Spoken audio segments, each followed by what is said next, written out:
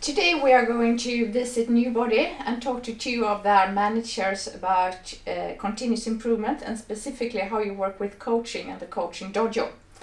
The purpose is of course to improve your strategy and implement your strategy initiatives into operations. So hi Erik and Sajad. Hi. If you just could start to shortly describe Newbody and introduce yourself. As you mentioned, our company is called Newbody, and it's a company that we want to help school classes and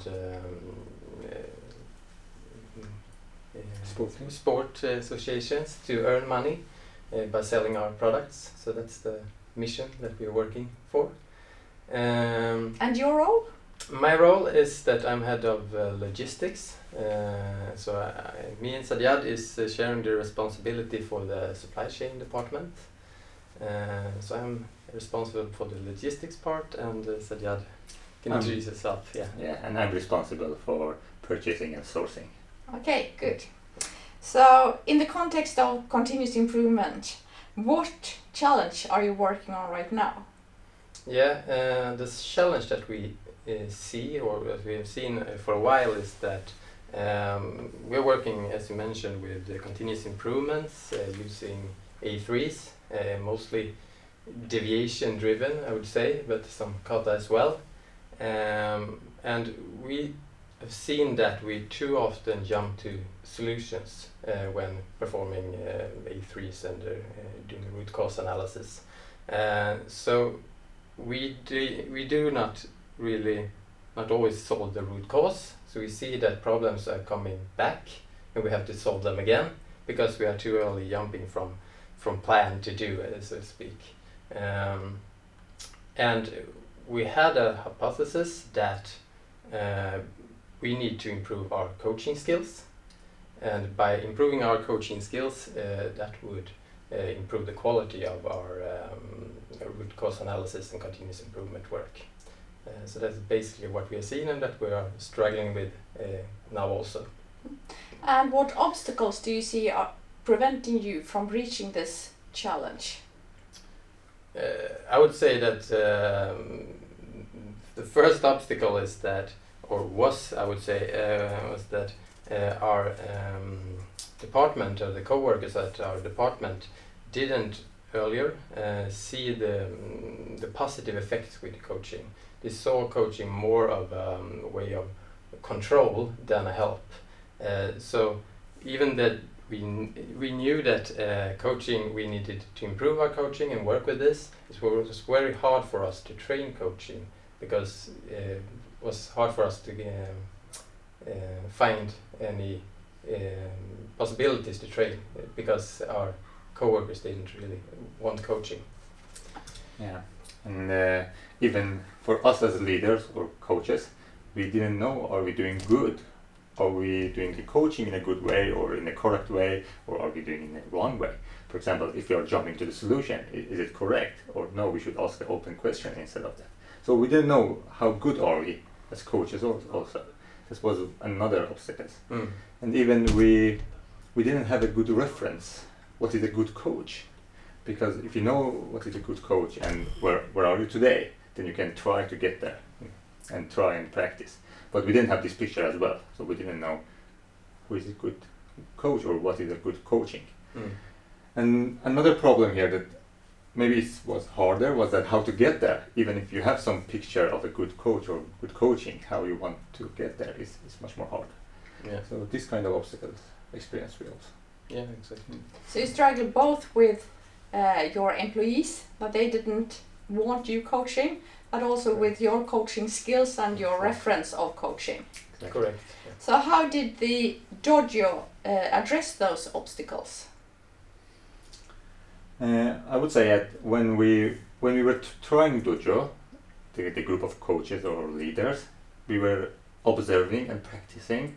So when I was seeing the other leaders how they are coaching, I started to make some reference in my mind. Okay, this is the way that you should coach the learners. And I started to make these kind of references and then try to practice to get there. And it was many examples during the dojo that you could learn.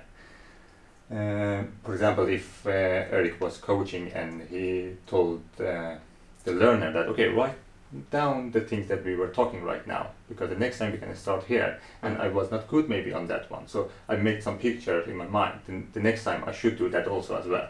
So I tried and practiced this during the dojo a few times, and then I implement this in the real work afterwards.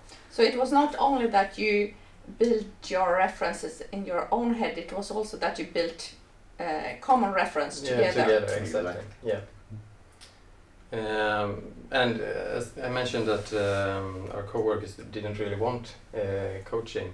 We actually did, we had some education for the whole department, and I think that made them see that coaching is really a tool that could help in the continuous improvement and the root cause analysis. What kind of training did you have? Yeah, we did some dojo training.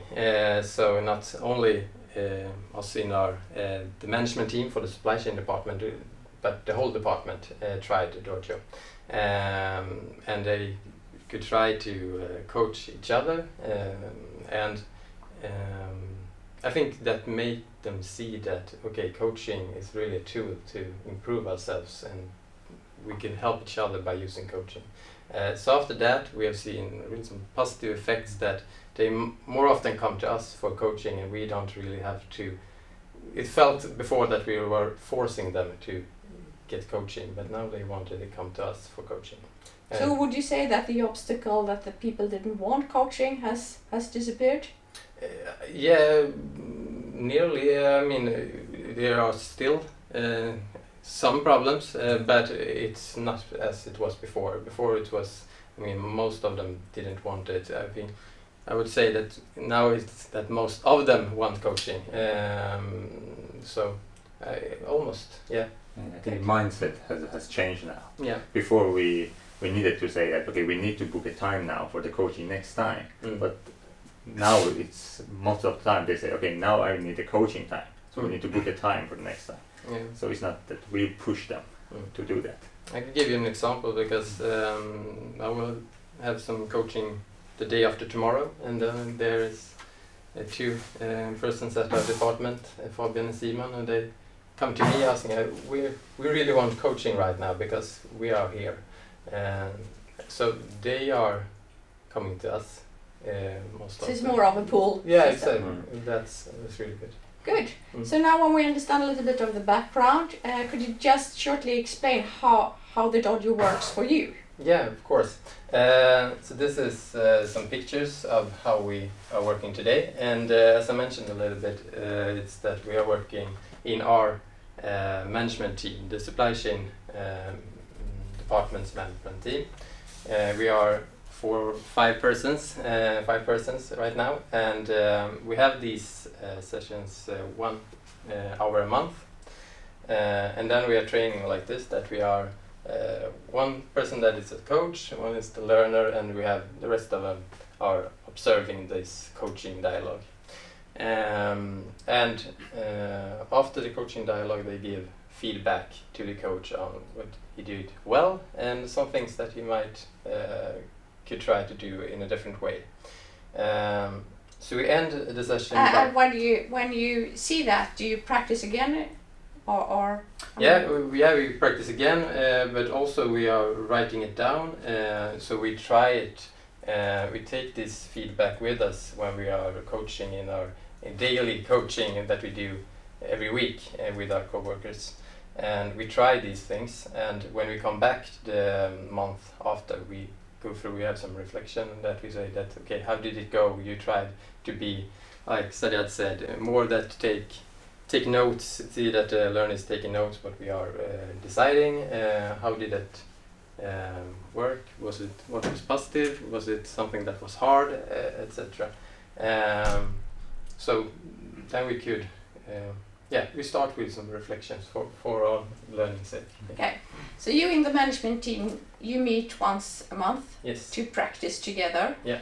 And what kind of cases do you practice on? Do you have a case, or do you use your real A3s and kata problem solving cases? It could be both, but most often they are real cases. It could be for example, a case that Sajad is he's coaching case in the daily in the weekly work, and then he wants to try perhaps be the learner in this case, and I coach him to just